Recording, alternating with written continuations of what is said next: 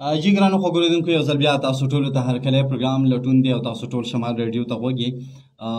دا خبرې اترې نن په لټون پروګرام کې تاسو د پاک افغان تعلقاتو په حوالې سره اورئ چې یو ځل بیا د خرابۍ طرف ته تللي دي، تر دا پورې چې ډزې په یو بل شوي دي، جړپونه شوي دي، دواړه اړخ ته چې د نقصان هم شوی د. خو ښه خبره دا ده چې د قطر، سعودي عرب او چین په وینا باندې د هغې په سالسۍ او کردار باندې بیا سره خبرې اترې چې کوم دي نو هغه روانې شوي دي.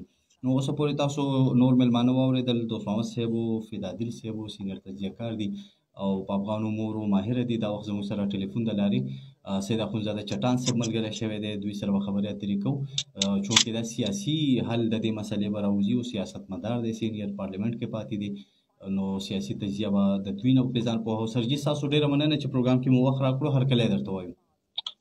مهرباني، شکریه وحید خان. زما د طرفه تاسو ټولو اورېدونکو ته، خویندو ته، وروڼو ته السلام علیکم. وعلیکم السلام. سرجي 2021 نه بلکې د هغې نه مخکې لټون پروګرام کې مونږ وخت په وخت هم په امن و امان او د پاک افغان تعلقاتو باندې ما ته خو یاد نه دي چې څونه، خو لکه د 50-60 نه سوا پروګرامونه مونږ په دې ایشو باندې کړي دي. دا اخر 2021 نه مسلسل مونږ په دې پروګرامونه هم کوو چې ښه والي ته هم لاړ شي، خوشحاله په یو چې بدوالي ته ځي خفه کېږو پې.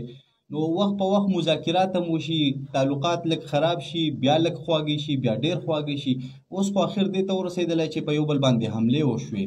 نو اوس هم واپس کوششونه روان دي چې مذاکراتو په زیره، خبرو په زیره حل وځي. ولې زمونږ سیاست یعنی خبرې اترې مذاکرات بار بار ناکام کېږي؟ دا خبره ولې جګړې ته ورسېدله؟ بسم الله الرحمن الرحیم. وحید خان، اولنۍ خبره خو کو ایمانی خبره ده ته وکړم په حیثیت د سیاسي ورکر. نو ماته دا نه ښکاري چې په دې دا څومره جګړه روانه ده او یا دا څومره اختلافات روان دي او د دې طرفه چې د افغانستان څومره بد ویلی کېږي او یا د هغه طرفه د پاکستان څومره بد ویلی کېږي. زما په دې باندې یقین نه راځي چې دا هر څه چې کوم دي دا حقیقت دی. ډېر خلک دې ته په دې نظر باندې ګوري چې په افغانستان کې امارات اسلامي ته دوه مسلې ورپېښې دي، دوه مشکلات هغوی ته دي، او د پاکستان حکومت دا غواړي یا حکومت به دا ونه و، د پاکستان اسټبلشمنټ دا غواړي چې د دې دا مسلې حل کړي. هغه مسلې کومې دي؟ اولنۍ مسله چې کوم د افغان حکومت ته یا امارات اسلامي ته ورپېښه ده هغه دا ده چې د افغانستان عوام چې کوم دی نو هغوی ته په دې نظر ګوري چې دا د پاکستان پراکسي ده، دا د پاکستان د ادارو خلک دی. د ټولو نه غټه مسله چې کومه ده افغان امارات اسلامي ته دا ده چې پاکستان پراکسي الزام پې لګي، د پاکستان پراکسي الزام پې لګي او د هغې وجې نه د افغانستان خلک چې کوم دی په دې اعتماد نه کوي. د افغانستان په خلکو کې د دې محبوبیت نشته دی. دویمه مسله هغوی ته دا کوم چې د جهاد په وخت کې کله چې امریکا نیټو په افغانستان کې موجوده وه، د دنیا د ګوټ نه خلک دلته راغلي وو د جهاد لپاره نه. دوی په افغانستان باندې قابض شو، نیټو لاړه، امریکا لاړه او هغه خلک په افغانستان کې پاتې شو. بالکل د دغه خلکو نه چې کوم دی دا د امارات اسلامي چې کوم دی دغه خلک مجبوریانې دي، لکه دغه خلک نه په زور زبردستۍ باندې ایستې شي او د دغه خلکو د وجې نه په دنیا کې امارات اسلامي ته ډېرې غټې مسلې دي. دوی په دوحه کې معاهده هم کړې وه چې زموږ د ځمکې نه به چاته نقصان نه رسي، موږ به دلته دهشتګردو له پناه نه ورکوو، چې په نورو ملکونو کې ورانۍ کوي، زموږ د خاورې نه به په چا باندې حمله نه کېږي. اوس دغه خلک چې کوم دی نو د امارات اسلامي په زور زبردستۍ سره نشي ایستلی. نو دا دوه غټې مسلې چې کوم دي په دې موجوده وخت کې، نور به بلا مسایل دي هلته، خو لکه په دې موجوده وخت کې دا دوه چې کومې دي د هغوی د غټې مسلې ورپېښې دي. صحیح ده. د 2021 نه مونږ ګورو چې د پاکستان او افغانستان ترمنځ وخت په وخت سفارتي لارې روانېږي یا ودرېږي. دا ولې زمونږ یو خو زمونږ تاریخ هم دغه شانې دی چې پاکستان او افغانستان تعلقات همیشه اتار چړاو ښکار شوي دي خو جنګ په افغانستان په خپل د امارات اسلامي او د پاکستان د اسټابلیشمنت خبره دا خو د افغانستان د عوامو خبره نه ده. بعضې خلک دغه نظر باندې چې دا څومره واقعاتو شو. امارات اسلامي راغی د پاکستان ته زلزلې وشوې د پاکستان ټرکونه لاړه او دوی ته جنډې راوشلولې بیا تارونه کټ شو کله په پاټکونه بند شي کله حملې وشي. دا ټول ارڅ ته بعضې خلک په دې نظر باندې ګوري چې دا ټول کارونه د دې لپاره کیږي چې د امارات اسلامي نه دا نوم لرې شي چې دا د پاکستان پراکسي ده. کله چې دا نوم د هغوی نه لرې شي نو بیا به د دوی په هغه خلکو کې محبوبیت او دغه چې کوم دی دا به په افغانستان کې به سیوا شي او دوی به مضبوط شي. اوس وحید خان دا اوسنی چې کوم جنګ وشو متقي صاحب په انډیا ته لاړ او د جنګ شروع شو او هغه د هغه ځای نه بیانونه شروع کړل. ته که ګورې د افغانستان کوم ډسپورا چې ده کوم چې قوم پرست خلک دي یا چې کوم جمهوریت پسند خلک دي ته به ډېر ګوري چې د هغوی کې د امارات اسلامي هغه مقبولیت چې کوم دی هغه رو په رو باندې سیوا کېږي. د دې جګړې نه امارات اسلامي ته خو یو دغه پیدا وشوله چې هغوی محبوبیت چې کوم دی هلته ګراپې په افغان ډسپورا کې کوم خلک چې د دوی خلاف وو په هغو کې د دوی مقبولیت چې کوم دی نو دا زیات شو. بله پیدا ورته دا وشوه چې څنګه حماس اسرائیلو له یو جواز جوړ کړو چې راشي او په غزا کې چې څه کوی هغه وکړي. لکه یو واقعه یې وکړله او هغه اسرائیلو له جواز جوړ شو. دغه شان ته دیو چې د پاکستان باندې دا کومه حمله وکړه د چترال نه واخله د بلوچستانه پورې دیو پاکستان ته دغه جواز دغه کړه ورکه چې راشي او دلته چې کومې ټیکانې دي تاسو چې وایي چې دا دهشتګرد دي دا راځي دا په پاکستان کې حملې کوي او د ټیکانې دي دا ټیکانې ولا ختمې کوي ویې ولئ او تا ولیدې چې پاکستان تر کابله پورې چې کوم دی نو په کم ځای کې چې د دې ټارګېټونو هغه ټارګېټ یې وشتل. نو دویمه پیدا ورته دا وشوه چې دا خلک کوم خلکو د لاسه چې دوی مجبوره دي چې دوی ایستې نه شي هغه خلک چې کوم دی نو هغه ورته کمزوری کېږي. بله امارات اسلامي د جواز هم جوړېږي چې یاره بس اوس تاسو وینئ موږ ټول یو ځله د اسامه د وجې نه افغانستان ختم شو اوس تاسو د وجې نه ختمېږي نو تاسو موږ سره مهرباني وکړئ یا کاروایانې مه کوئ او یا چې کوم دی نو زموږ د خاورې نه لاړ شي. ډېر خلک چې کوم دی نو دې ته په دې نظر ګوري. زه خپله باندې زما دا سوچ دی چې د افغانستان متعلق کومه پالیسي ده زموږ دا غلطه ده. د دې اظهار زه په هر چینل باندې د انډیا په چینل هم کوم حالانکه د انډیا په چینلو موږ داسې خبرې نه کوو چې کوم د خپل کور کمزوریانې دي خو د دې پالیسۍ خلاف زه د انډیا په چینل هم کوم چې د افغانستان متعلق زموږ کومه پالیسي ده هغه غلطه ده او هغه غلطه پالیسي څه ده؟ هغه غلطه پالیسي دا ده چې موږ ټول عمر دپاره نه وسلوال دغه کلی دي سپورټ کلی دي او ستنتن کلی دي او مضبوط کلی دي چې دا لاړ شي او په افغانستان کې حکومت جوړ کړي. زموږ درست پالیسي دا پکار ده چې موږ جمهوري خلک سپورټ موږ هغه خلک سپورټ څوک چې غواړي چې په افغانستان کې د افغانستان د عوامو او په منشا باندې یا د لوی جرګې د مخې او یا د انتخاباتو د مخې په افغانستان چې څوک حکومت کوي نو د دغه دوو لارو نه دی کوي په بله لار باندې په افغانستان باندې څوک حکومت نه کوي.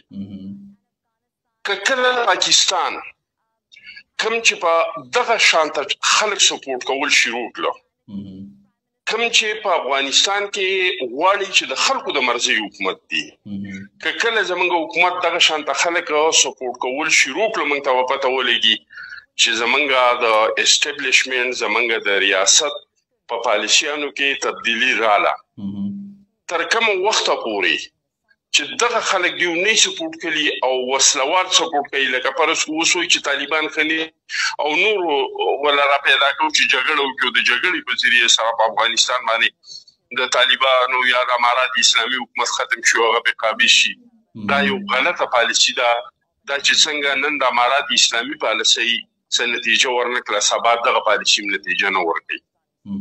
زمونږ ریاست له پکار دي چې په افغانستان کې هغه خلک سپورټ کول شروع کړي څوک چې د خلکو په مرضی باندې د حکومت غوښتنه کوي او د خلکو په مرضی باندې هلته حکومت راشي، نو هغه به د خلکو د مفاداتو خیال هم ساتي. دا یاد وساته وحید خان چې بغیر د پاکستان نه افغانستان ترقی نشي کولی. ته هر هسپتال ته ورشه پکې 400 مریضان چې کوم دي د افغانستان پراته دي. د دیو د پاره نه د امپورټ او د ایکسپورټ بل لار نشته بغیر د پاکستان نه. کدی وی په ایران راوړي د ایران سره هم د دیو څخه ډېر تعلقات نه دي، خو کدی وی په ایران راوړي نو هغه هم دیو ته ډېر لري پریوزي. د فروټ او د سبزیانې دا چې پورټ ته د ایران په لارې باندې راشي نو دا غوینه به وګټلی وهغه لار کوم د شارټ کټ لار دیو ته د ټریډ کدیو غواړي چې زمونږ په خاوره باندې دی د سنټرل ایشیا نه ساوث ایشیا کاروبارو کې او د ساوث ایشیا نه د سنټرل ایشیا وکي، نو دا په هغه وخت کې کېدای شي چې د افغانستان او د پاکستان بهترین تعلقات دي. نو مونږه دا وسم دانینو چې یاره زمونږ ریاست چې کوم دی نو په خپل پالیسۍ کې څه بدلون راوستی دی او یا خپل پالیسي بدل کړې ده. موږ له دا اوس منل پکار دي چې د افغانستان چې په دې باندې اثر نه وغورو هغه اقدامات موږ ریاست عوام جدا جدا که د ریاست سره زموږ هر قسم تعلقات دي، خو هغه فیصلې یا هغه شیزونه چې هغې باندې په عوامو باندې اثر لویږي اوس اډر باندې دی. نو د هغې نه تاسو وګورئ وحید خان چې کوم انګور دي هغه څښا شو، چې کومې سبزیانې دي ټماټر دي هغه څښا شو، چې کوم دي هغه څښا شو، او که هلته یې خرڅوي نو هغه په اونیو دام باندې لکه هغه زمیندار ته ګټه نه ورکوي. نو د دا قسم اثرات او فیصلو اثرات چې کوم دی په افغان عوام باندې راځي او د افغان عوام په دې کې څه قصور نشته دی. د امارات اسلامي چې کوم حکومت دی دا د افغان عوامو په مرضۍ سره نه دی، دا په زور زبردستۍ سره دی، دا په ټوپک سره دی، دا په طاقت سره دی. دا د افغان عوامو نه دی کېنولی. نو په کار نه ده چې زموږ ریاست د امارات اسلامي د فیصلو سزا کومه ده نو دا د پاکستان عوامو ته وایي. صحیح ده. سر تاسو د سیاسي او د جمهوري خلکو خبره وکړله، خو د دې 2021 نه په افغانستان کې تقریبا 2003-4 نه جمهوري یو عمل روان شو. حمید کرزی و پاکستان بار دا کوششونه کول چې د حمید کرزی سره معاملات سم وي، خو هغه په پاکستان الزامونه لګول او هغه خبرې ټولې په میډیا موجود دي، په سټیټمنټس چې کوم دغه. بیا اشرف غني او عبدالله ترمنځ چې انتخابات شروع تر دې پورې چې هغوی په انتخابي په نتایجو خپلو کې ورانو، یو ویل چې ما ګټلې، بل ویل ما او پاکستان پکې کردار ادا کو او هغه مسله هم ورته حل کړله. بیا اشرف غني اسلام آباد ته رالو، ریډ کارپیټ استقبال یې وشو، یو ډېر دروند استقبال یې وشو او دا لګېدلی چې د اشرف غني سره پاکستان معاملات او تعلقات ډېر ښه روان شو. خو هغه اشرف غني چې افغانستان ته لاړ هغه هلته بیا انډیا د ځایونه ورکړل، دفتر یې ورکړلې او بیا داسې کارونه شروع شو چې په هغې ته پاکستان کې لمن شو. نو هغه د سیاسي خلکو زما سوال دا و چې جمهوري خلق چې کوم سیاسي خلق هغه خو هم پاکستان سپورټ کړل، خو څه نتیجې خو د هغې هم نه دي راوتي. ګوره موږ نن چې امارات اسلامي نیټو ایستلې ده نو دا موږ اون سره ایستلې ده. نو موږ که یو طرف ته د هغوی سره خبرې کولې نو بل طرف ته به د دې ځای نه تشکیلونه موږ کول څنګه چې اوس د افغانستان نه راځي. بالکل داسې وه. او جواب چې نن موږ ته افغانستان وایي چې یاره دا ستاسو په خاوره دي دلته نه دي، نو دغه شانته جواب چې دی دا به د هغه ځای نه هغوی ته به موږ هم دغه شان جواب ورکوو. خو کوم چې د اشرف صاحب او د حمید کرزي صاحب حکومت و هغه ته پیورلی جمهوري حکومت نشي ویلی. ته دا نشي ویلی چې دا بیخي د افغانستان د عوامو په مرضۍ باندې راغلی و. هغه هم امریکې او یو بل کې نیولي خلک وو. موږ دا غواړو چې په افغانستان کې کوم حکومت یې هغه د بیخي د افغانستان د په مرضۍ باندې او هغه د افغانستان یو آزاد او خودمختار ملک دی. داسې پالیسیانې د هغوی نه جوړوي چې هغه نقصان باندې تمامېږي، ځکه چې پاکستان د افغانستان ګاونډي هېواد دی، مسلمانان دي، هغه مسلمانان دي، دلته پښتانه دي، ځکه چې دا جنګ خو د پاکستان سره نه دی، دا خو د پښتنو سره دی. دلته خو چې څونه نقصان وشو دا خو د پاکستان نه دی شوی. پاکستان خو مونږ یو وفاق دی، د پاکستان خو به چې زه 10 کسان په پښتونخوا کې شهیدان کېدي، نو چې 2 یا 3 خو چېرته په سند او په پنجاب کې هم کېدي. دې کې خو چې څومره تباهي روانه ده، دا ټوله د پښتون تباهي چې کومه ده نو دا روانه ده. نو په کار دا ده چې ته بالکل یو عوامي او جمهوري حکومت راشي او افغانستان یو خود مختار ملک دی، د پاکستان نقصان دی نه کوي کوم چې پاکستان ته نقصان ورکوي. نور یو آزاد ملک دی، که د انډیا سره تعلق جوړوي، که د روس سره جوړوي، که د امریکې سره جوړوي. په دنیا کې ډېر داسې ملکونه دي چې د هغوی سره زموږ بهترین تعلقات دي، د هغې سره د انډیا هم بهترین تعلقات دي. د مثال په طور باندې سعودي دی، زموږ مو سره ښه تعلقات دي، د انډیا مو سره ښه تعلقات دي، د راشیا سره زموږ تعلق دی، د انډیا هم تعلق دی، د کوم عرب ملکونه چې دي دا سړي ملکونه دي. نو دغه شانته موږ افغانستان یو آزاد او خود مختار ملک وګڼو او کوشش دا وکړو چې د هغه خلکو مرسته ملګرتیا وکړو څوک چې په افغانستان کې د خلکو د مرضي حکومت غواړي، نه کې د طاقت. صحیح. یو بله پوښتنه سر کول غواړم، د افغانستان وزیر خارجه امیر خان متقي صاحب چې د انډیا دوره کړې ده، په دې باندې په پاکستان کې ډېر دغه روان دي. خو د دوره څخه په ډېر داسې وخت شو چې دلته جنګ و، هلته چې د هغه دوره وکړله په هغه شپه باندې بیا اټیک هم وشو. بیا پاکستان کې په نیوکړې ډېر زیاتې کېږي چې ګنې دا د انډیا په ایما باندې اوس هر څه بچیدنو کېږي. خو هغه هلته بیا په اخرې ورځ یو پریس کانفرنس وکړو، دی پکې ویل چې د دې دورې مقصد دا نه دی، یا د انډیا سره تعلقاتو جوړولو مقصد دا نه دی چې موږ به انډیا ته اجازت ورکوو چې هغه د بل ملک خلاف کاروایانې وکړي. نو هغه د دې خبرې وضاحت هم وکړو چې کومه د پاکستان شکوا یا ګیله وه. خو د دغې دورې نه پس بیا د پاکستان وزیر دفاع او داسې ټیم تللو افغانستان ته، او وزیر دفاع صاحب د هغې تصدیق هم کړی چې موږ افغانستان ته تلل غوښتل خو زموږ ویزې ونه لګېدې، ویزې کینسل شوې. نو افغانستان بیا زموږ هغه د سفارتي ټیم ویزې هم کینسل کړلې. نو دا څه ویلی شو چې ګنې افغانستان سفارتي محاذ باندې د پاکستان سره هم څه مسلې روانې دي، انډیا طرف ته ډېر جوکاو لري، پاکستان سره اوس هغه رنګې میلاوېدل نه غواړي، یا اوس دوحه کې چې کوم مذاکرات روان شوي دي نو آیا دا به څه نتیجې راوړي بیا؟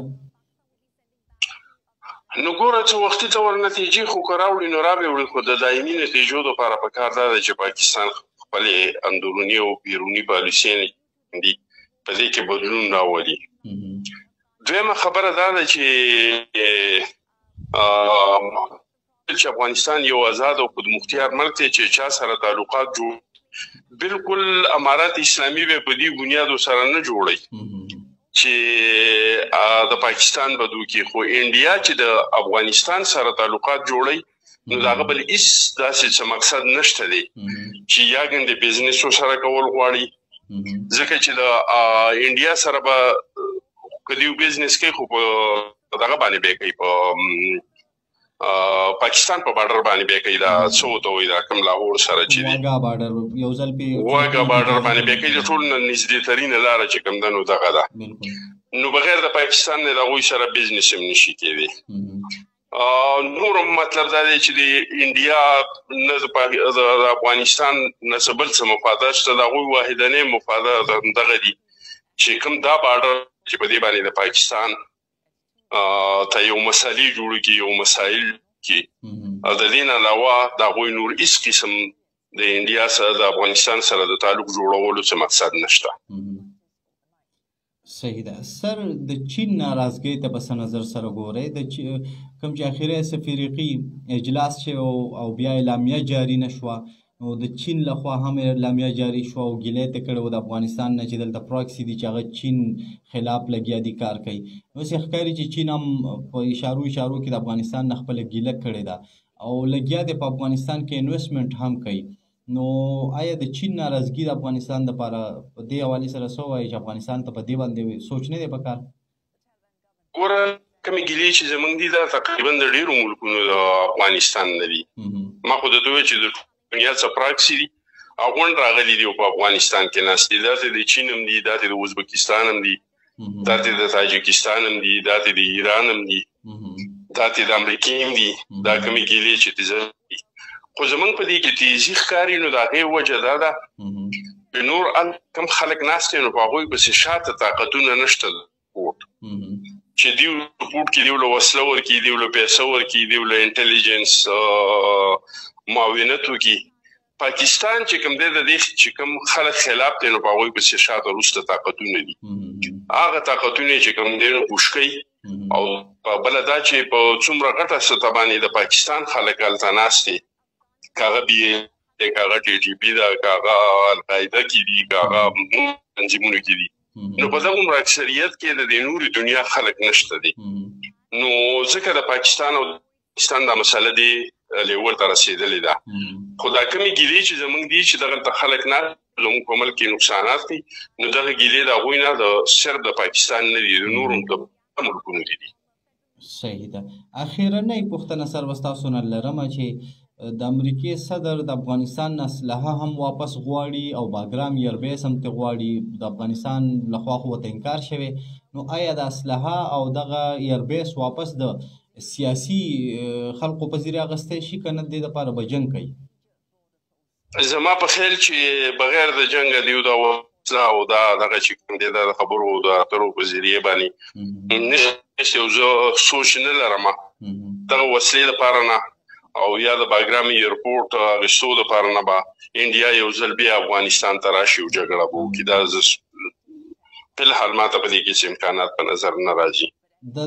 ګوره د ټرمپ چې کوم بیانات راځي هغه دوه قسمه خبرې، یو د امریکې پالیسي ده او یو د ټرمپ چې خپله پالیسي ده چې سهار راپاڅېد او څه قسم بیان یې ورکړو.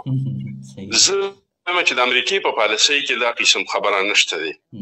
اوس ټرمپ صاحب چې کوم دی نو هغه داسې یو سړی دی چې هغه تاسو ته هم پته ده، موږ ته هم پته ده چې هغه څنګه بیانونه ورکوي او په څه څه ټیم یې ورکوي. د متعلق زه هېڅ هم نشم ویلی. صحیح ده. سر د مذاکراتو ستاسو خیال د دوحه کې چې کوم بیټک کېږي انشاءالله نتیجې به راوځي، امید ښه وساتو؟ زمونږ خو خواهش الله دې وکړي چې راویباسي چې نتیجې ته راوځي، ځکه هغه یو ملګری وایي نن په دې وطن کې د افغان زلمي وجونه مري، هلته هم زموږ وروڼه مري، دلته هم زموږ وروڼه مري.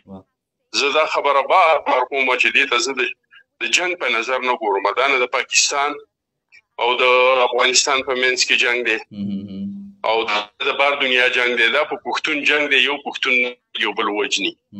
هر طرف ته چې مري نو پښتون مري، هر طرف ته چې تبعي کېږي نو د پښتون کېږي، هغه که د ځمکې ده او که د خلکو ده. نو زمونږ خو دا خواهش دی، دا ارمان چې الله پاک دې پښتنو له عقل ورکړي چې د خپلو ګریوانونو ته ښکته کړي او په خپله باندې سوچ یې وکړه چې دا موږ څه کوو نو دا ولې کوو او د چا دپاره کوو، د دې پیدې چاته دي. نو زما په خیال چې د مذاکراتو ضرورت هم په دې خبره کې پېښ نه شي. خو که کله پښتنو خپل ګریوانونو ته سرونه ښکته کړه کوم چې د مشران دي او کوم چې پښتانه نه کوي. ستاسو ډېره مننه سر، شکریه چې وخت مو راکړو. تاسو هم یو جهان مننه ستاسو د کتونکو اورېدونکو.